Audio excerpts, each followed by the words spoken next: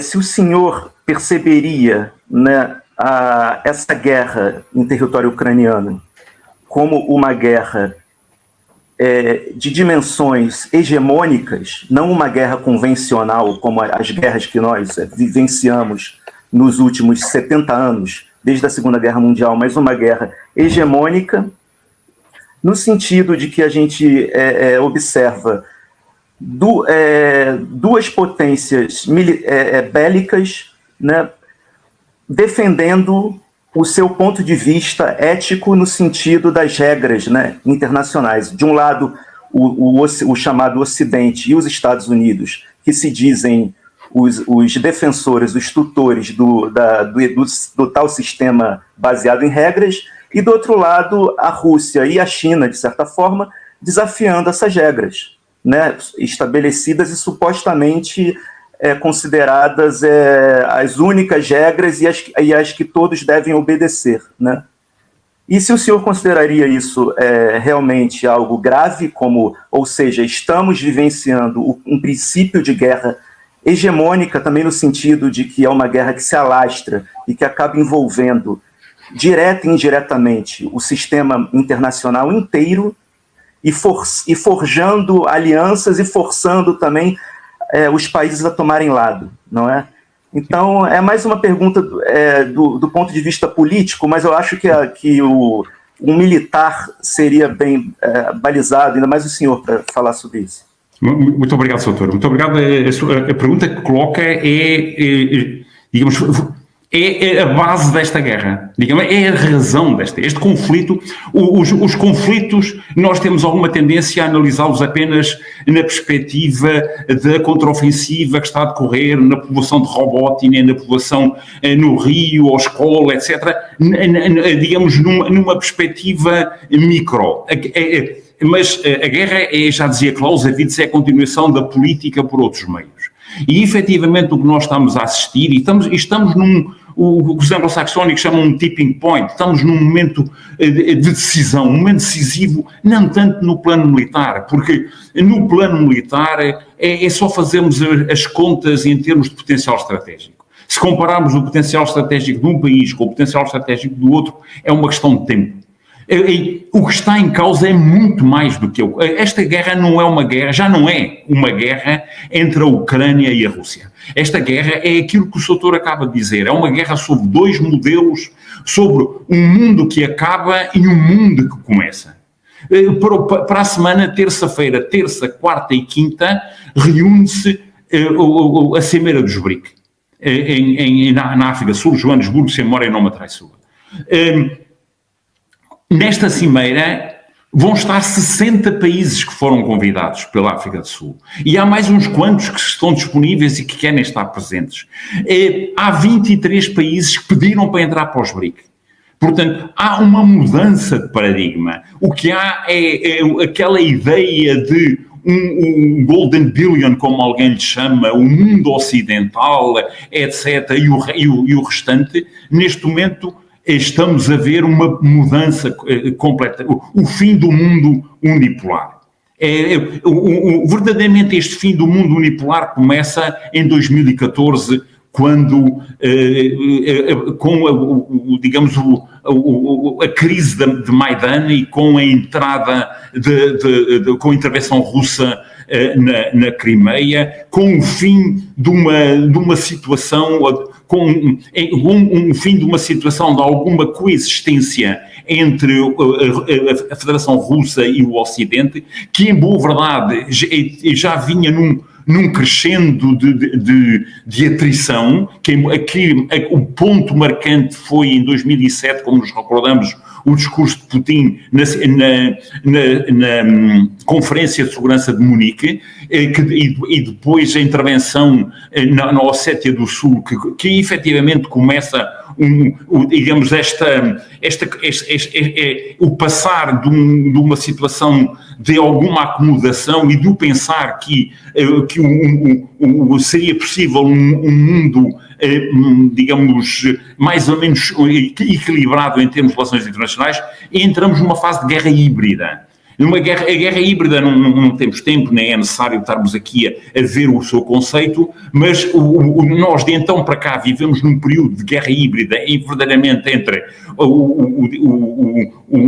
os dois modelos, um modelo que procura ser imposto pelo Ocidente, em boa verdade, em substituição das Nações Unidas. O que nós temos acompanhado, o que temos assistido, e o Soutor é um especialista de relações internacionais e o que temos visto é uma sistemática desqualificação do Conselho de Segurança das Nações Unidas como o grande espaço onde todos têm voz, desde o país mais pequeno em termos geográficos até à grande potência, e uma tentativa de substituição, o país que temos vindo a acompanhar, uma substituição do papel das Nações Unidas, e nomeadamente do papel do Conselho de Segurança, pelo G7, que na prática é o grupo de países ocidentais que alguns deles não têm assento no Conselho de Segurança, e então esta invenção de uma ordem internacional assenta em regras, mas as regras são as regras do G7, são as regras de Washington, que são normalmente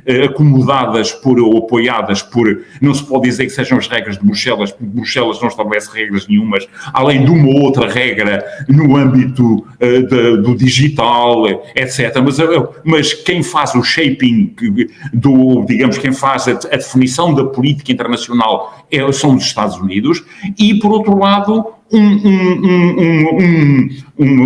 digamos, o restante, que é a grande maioria, portanto, que são os 7 bilhões de habitantes do mundo, já não faz sentido chamar sul global, como é óbvio, porque a Rússia não é o sul global, nem sabemos o que é o sul global, em boa verdade, é todos os países que já não se revêem, e alguns dos quais que estavam alinhados com o Golden Billion, nomeadamente a Arábia Saudita, nomeadamente Marrocos. Quando temos a Arábia Saudita a pedir para entrar nos BRIC, quando temos Marrocos a pedir para entrar nos BRIC, temos um mundo completamente a mudar. Este conflito, em boa verdade, é um conflito, é uma disputa de hegemonias. Digamos, o mundo que acaba procurando não terminar, e o mundo que surge, que é fundamentalmente a Ásia, a África, a América Latina, podemos dizer, portanto, toda a América do Sul, a América Central, o México, o Brasil, a Argentina, portanto,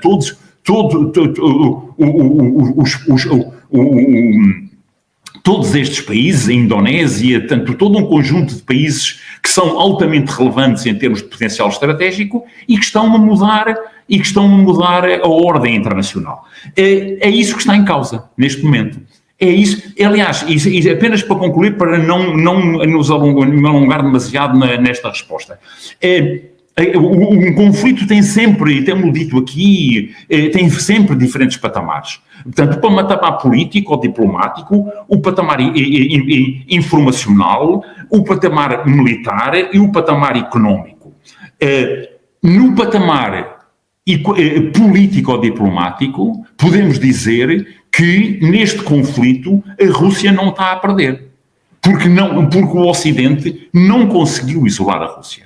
E o que estamos a ver, efetivamente, é uma aceleração deste processo. Para a semana vamos ver, e a priori, há dois aspectos determinantes nesta reunião dos BRIC, que, por um lado, é a desdolarização. Muito provavelmente, para a semana, vai surgir o anúncio de uma nova moeda. Não é uma moeda para nós usarmos, naturalmente, nas nossas compras dia-a-dia, mas é uma moeda para as transações internacionais, para acelerar a desdolarização. Isso quebra pela base o poder económico americano, e outra é o alargamento.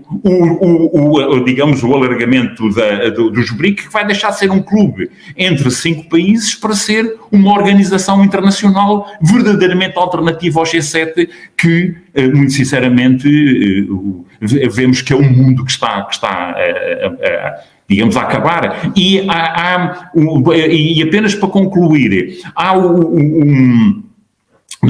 nas relações internacionais, há o chamado armadilha de Tucídides, não é? Tucídides-Trap, que como especialista na matéria sabe perfeitamente, quando, já dizia Tucídides em relação à Guerra dos Peloponesos, não é? Quando há uma potência hegemónica que se vê confrontada que outra que está em ascensão,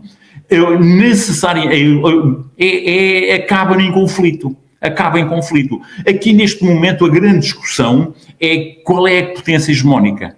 Todos dizemos que é a China, mas